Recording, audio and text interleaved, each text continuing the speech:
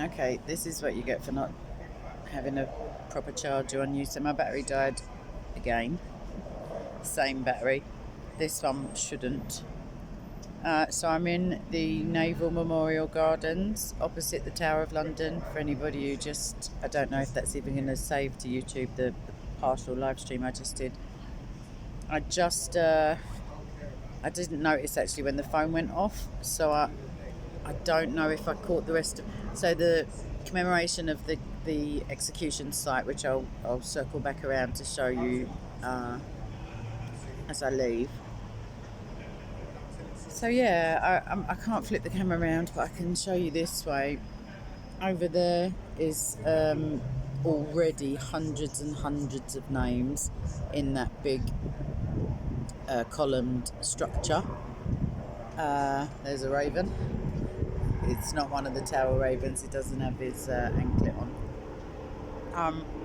I'm surrounded, by the way, all of the walls of this circular part of the garden are covered in names, and they are all deceased as of the Great War, 1914 to 19, and they are alphabetically listed, but by ship mainly, by a naval vessel rather, because I'm sure they weren't just ships. So there are also like a naval depictions. So there's a mermaid chick there. I was just when I realised the camera had died, I was just wondering why she didn't have any shells covering her breasts. Maybe they were hard times for mer people. So yeah, I'm going to start walking around. But it's not just London, like it's all over the UK. I've seen, many different cities represented and their naval. Who's this guy? I don't know. This guy is not a mer person. I mean, he's thankfully he's drawing attention to his pecs a little bit vaingloriously. He's also got a dolphin mate by his feet, but he's human at least in terms of not having a tail. This chick. Oh, that's meant to be water. So she does have feet and legs and breasts, obviously. Not big in the clothing department. She's standing in the shell. Could be Aphrodite. I feel like that's the way she's represented sometimes. Neptune or Zeus. You can tell by the trident and the finger pointing to where he used to live before he was in the water. So that's that. I don't know if you can hear that, but I hope you can't. What a weird place to have such a dodgy conversation. Anyway, some other chick with a shell above her head. I wish he would keep swearing like that. And I'm like, right, if he walks behind me again, he does it. This little tinker, still don't know who he is. He's got some seahorse buddies and he's riding a porpoise of, I don't know, a dolphin who's got like a shell tattoo, and he also doesn't have enough money for underwear. This is a merman, but with a double, like both legs, which I feel like is a prerequisite for non-mer people. But anyway, they end in tails, and he's got a conch shell, I think, and the sun coming around there. Looks a bit sort of eastern in his features. So we're still going around like there's the Glasgow, there's Greece there as well represented. Yeah, a lot of Greece and a lot of British. I don't know. I don't want to use the wrong. I don't know the word. So this is built and maintained by the Commonwealth countries. That'll do. War Graves Commission, just in case anyone's interested in their family history. I mean, if they know the ship, I don't mind coming down if you're far away and showing you the commemoration. Yugoslavia's there represented. A lot of Scottish over there as well. There's Yeah, I don't know what that says. In fact, it's not English, so that's handy. Not handy, but gets me out of looking a bit thick. So yeah, it just goes around and around. It's just seemingly endless watered, which, yeah, they, yeah, I hope their families or descendants are proud of their sacrifice and the liberties it afforded us. This is the edge of Liberty Bounds, so the liberties of the tower, as they were known, like different rules basically within this area. So I'll go again and show you the it's a little police dog, but I want to show you again the, am I in the wrong place? I am in the wrong place, it's over there. I thought he was on, I don't know why, I thought he would, you know, I thought you were standing there. I was thinking, what can you smell on stone? And then it's just, I'm in the wrong bit. Right, so now it's all going to be mirrored as well. So I feel like that bit did come out on YouTube, but this is the site of the execution site, the main one outside of the tower, because as I said before, you had to be pretty special to be killed in the tower. But I will look again on YouTube, see what part of that video came out. I'll clip it down if possible, and if not, I'll make a point of coming along and just doing a whole video on that, on the site and the executions that took place there, because even though they're a little over 100, they were all quite notable. Like, it was a prestigious place, so it's ridiculous. It doesn't make sense, the words I'm saying, but yeah, it was a noble death to be beheaded, as opposed to firing squad, which was usually traitorous and military. We did, fun fact, we did public disembowelments also in this country. That's for the Falkland Islands, by the way, not the Great War, obviously. So yeah, public disembowelments up until quite late. I mean, not.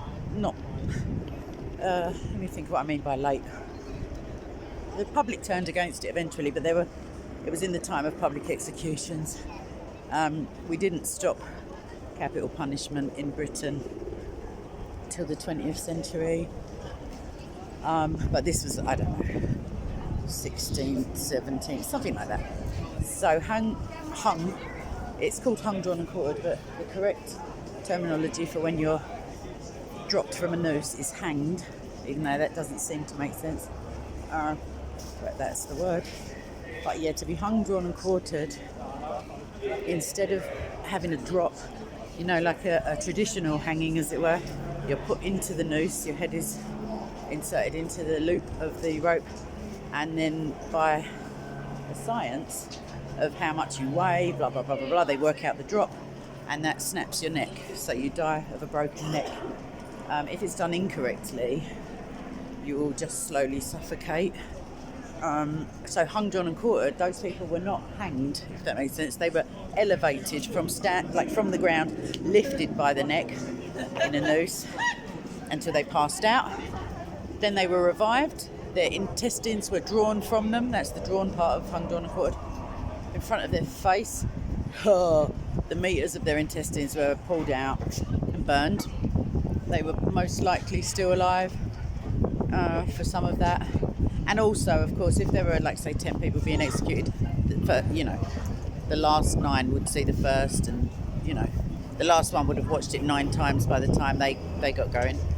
So that's horrific. And then quartered, they were literally quartered, just chopped straight down the middle, straight across the middle, so that one arm, half a head, was buried somewhere, the other arm somewhere else, and the legs all similarly, like, interred in 4 different locations. So earlier in the first live stream I did say, I was telling you about a wall outside of the tower that was 200 AD. So that's the tower across there that I was, if you see the walkway, I was up there earlier pointing you across to the execution site. This is the wall that I was talking about, the earliest part of this wall. So if you see over there, it's quite different. See it right at the end there? That is, I can't remember his name. Shucks, he's a Roman somebody, begins with a G, can't think of it. Or it'll tell me here maybe. Unhelpfully, it doesn't tell me about the wall. It says a walled city. So London, as I told you earlier, was a walled city, and the tower was built, basically on the boundaries. It says an imposing stone wall once surrounded the city of London. Short sections like this still remain. The wall was over 10 metres high with a sentry walk, regular bastions, and a wide encircling ditch. So a bastion is like a position, a fortification.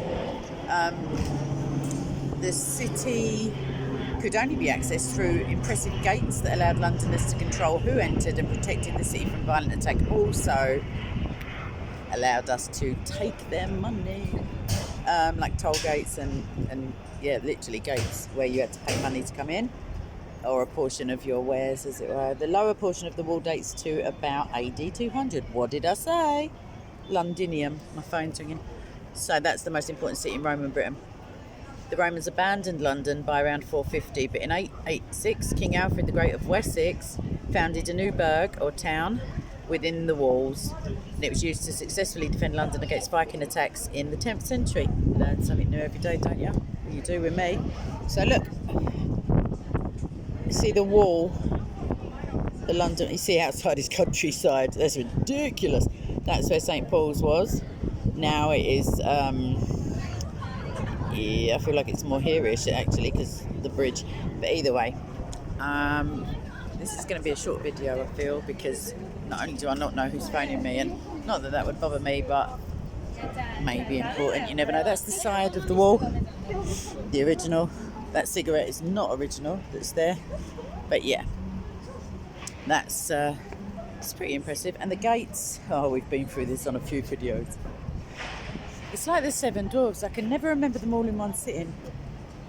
Aldgate, Aldersgate, Bishopsgate, Broadgate, Cripplegate. Isn't it terrible? That's 5 anyway. There were 9. Well, there were definitely, 7. It depends on, like, definitional. For goodness sake. No, I can't think. And there were also ditches like Shoreditch, Houndsditch. I imagine those were like outside of the walls to, I don't know, stop people climbing. I don't really know. I just made that bit up, but it sounds logical to me, at least.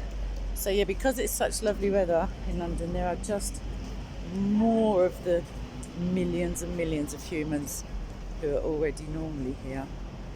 Not just by the tower, in London. The actual number that's given for the population of London doesn't take into account that almost doubles during the day for people who come into work and exit. Let me walk through this way because this looks quite artsy. Look, everybody. That is just, that's what I like, because it looks like an old Red London phone box, so I'm quite picky about my weirdness. No, I'm not having it. That just looks like tacky. But that, I'm not going to advertise for them. But it does look, looks nicer than the usual. They're used for crack smoking often in the more salubrious parts of London. It's that one, I'm not fibbing. I saw curtains. Like actual little net curtains, because they didn't want people seeing them. But the smell of urine kind of gave it away, if you ask what. Anyway, you may all remember me doing a video over there from the back of that pub, the Minories. They've got the confession box in there, do you remember? I don't know if you remember. I don't know how closely you pay attention, darlings. Either way. Yeah, unless I make a last minute decision to go into that pub, which I'm not going to because I'm irresponsible. I was about to start telling absolute fibs. But no, I'm not going to go in there, but I will walk around. I want to go to the shops, so you can come with me. What else do I know about this area?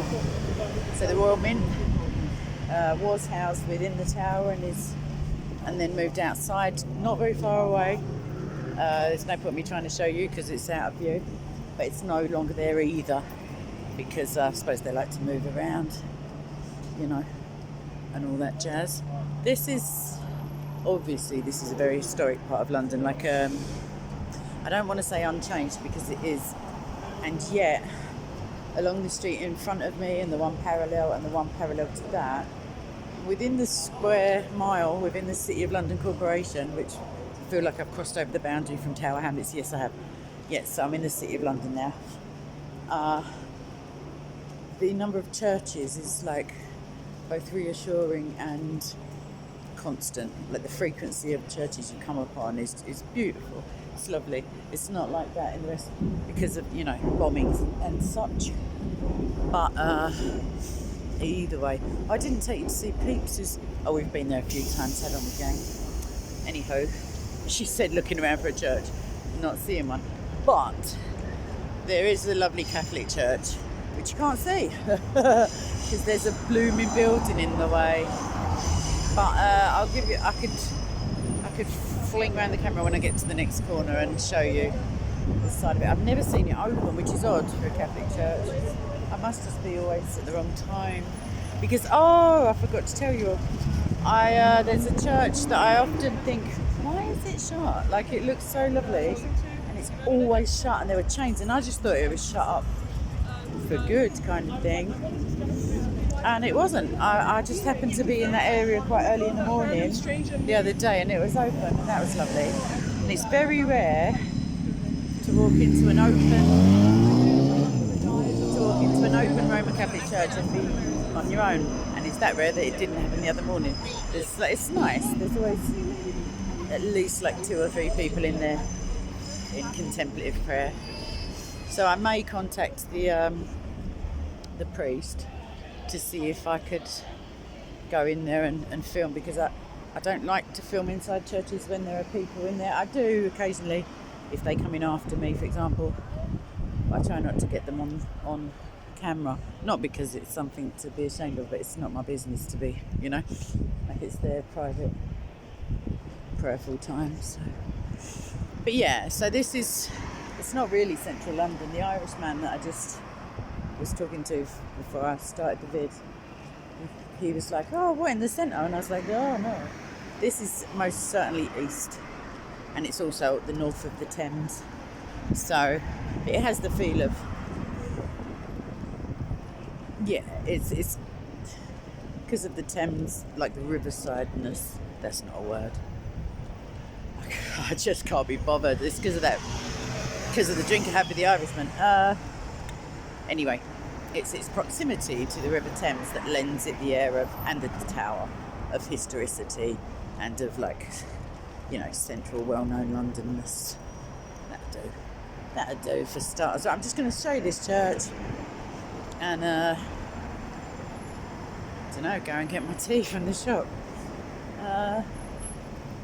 Okay. If it's open, I will go in. Believe me, because I've never seen it open in years of passing it by. Not that it's frequent, but it's enough times. But it isn't. So, let me get the best view. The traffic. Yeah, this is quite, I mean, this place, even if the buildings don't survive necessarily, because old structures were obviously wooden and the Fire of London's kind of put paid to all that. There are parts of old structures, like the new structures, like right over there. See on the other side of the road, that light brick monstrosity, I want to call it, building. There are much older, there's 2 stone columns, if you can see them, and they are much older date. So that, come on mate, drive a bit slower please. Sorry. Right, that's the side of the church. And it looks, yeah, I just know it that it's lovely on the inside, but I'm trying to look at the doors. They're on a dodgy angle. No, it's closed. So, yeah. Oh, that pub, I went and had food with one of the former channel members when I was monetised, who came to this fair and pleasant isle. That was lovely. Hopefully he knows who he is. And yeah, I feel like I've kind of exhausted this video really. I'm never exhausted, you know, things to talk about, obviously, you know me, but yeah, me buying my dinner is not really video worthy as far as I'm aware. So yeah, I just made this because I had battery in this and I felt weird, 2 live streams just scuppering. So yeah, this is definitely the London-y London bit because the traffic and the something just flew into my eye. Right. Lots of love, etc. And yeah, sorry, I should have covered my eyes. That would help with the filth and dirt of all cities. Yeah, I'm gonna say ciao ciao and see you in the next one. And I will go back to the tower, obviously I will anyway, but I will start a video where the other one ended. No, I'm not crossing that, I'm talking to myself, don't panic. I'm talking to all these lovely people. But yeah, anyway, I'll start again up on those battlements and we'll finish off the history of the First World War and stuff in the tower. Alright, lots of love, take care, and yeah, see you soon. Bye.